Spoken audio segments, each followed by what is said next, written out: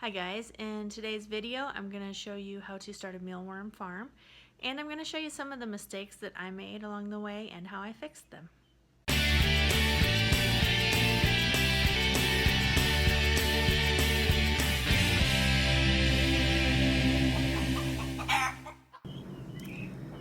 Alright, so I just wanted to give you a little update on my worm bin. One of my friends here in Missouri who also has mealworms said that you have to be careful with oatmeal because it can get moldy. We live in a high humidity environment. And sure enough, I got some mold in here. And so, well, even before it got moldy, when she told me that, I was like, okay, let me throw some rice in with it and see if that will absorb the moisture. But apparently it didn't. And so I've got some mold. And so now I'm just kind of sorting through by hand, and I'm taking out all the oats and the rice and trying to sort out the worms and not throw worms away. And then for now I'm going to put some chicken crumbles in there to I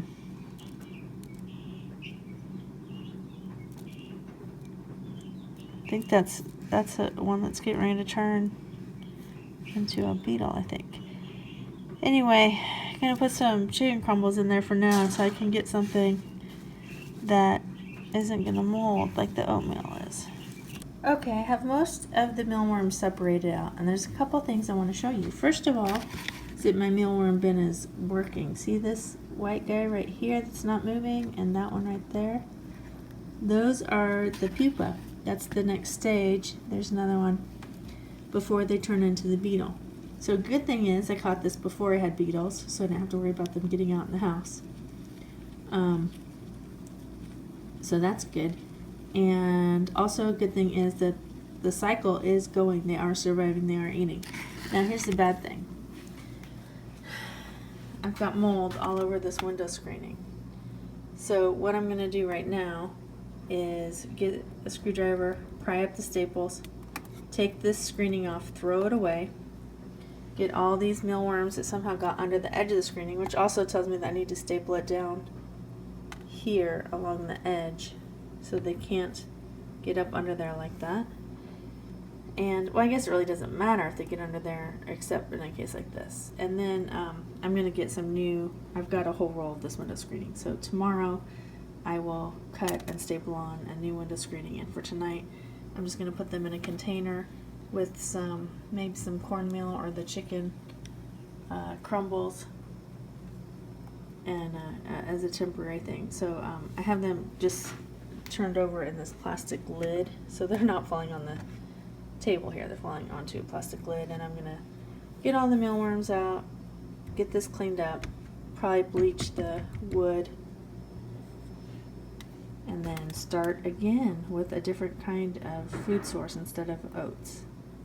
One of the problems with my first design was that the screen was stapled back here along the edge of the wood, and that allowed worms and oats to get stuck between the screen and the wood. This time around, I'm going to staple it right up next to the edge of the wood so that nothing can get beyond that point. Alright, I have switched to the pneumatic stapler and to the hard surface, so it should be a little bit easier to do right here.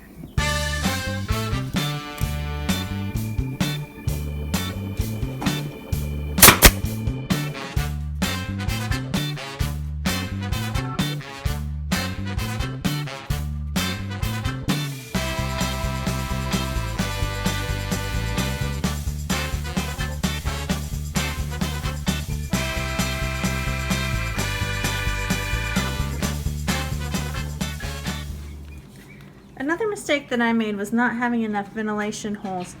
The more airflow gets in the bin, the less chance you'll have of the moisture building up and less chance for mold to grow.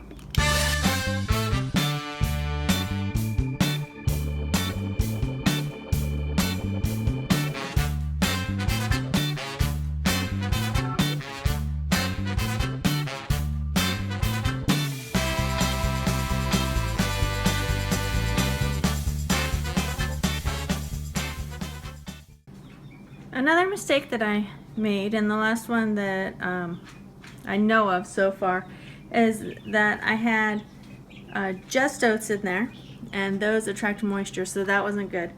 And I also had a pretty deep, and I have since learned that it's better to have it spread out and shallow than deep. So I'm going to this time use some chicken crumbles.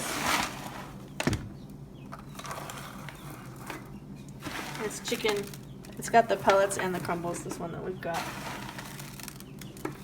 Right, like that. And then I'm going to add to that some oats.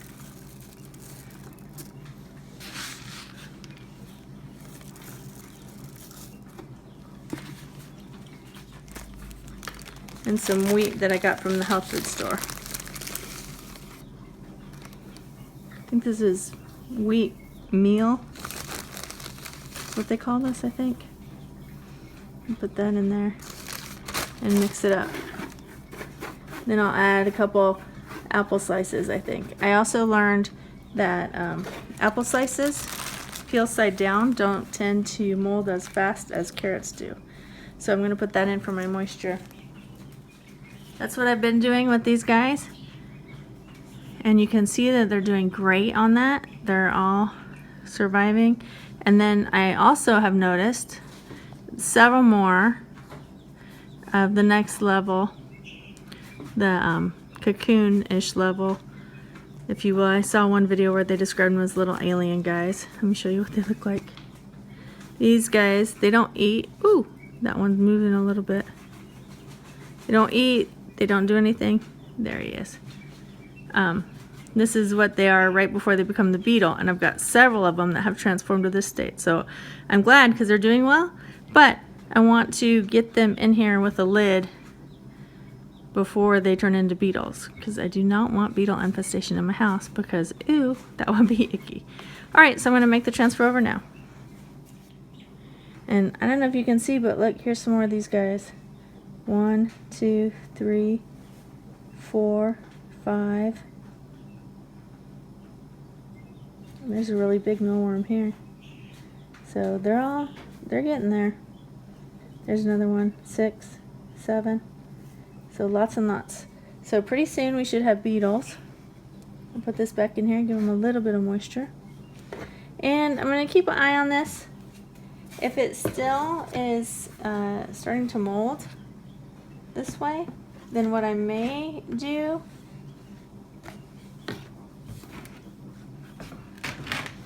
I might come back in and drill some more ventilation holes, or even cut out some and put a screen top, screen sides, I don't know.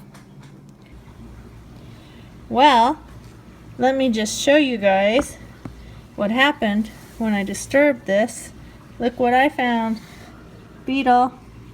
Beetle. Ooh, that one's like freshly hatched out. It's still white. Beetle. Beetle. Beetle. I have never been so excited to see little crawly bugs in my life. But you know what that means? Beetles are going to burrow down to the bottom. They're going to lay eggs. And then those are going to be worms. So I'm well on my way to having my own mealworms for free to feed my chickens and other critters.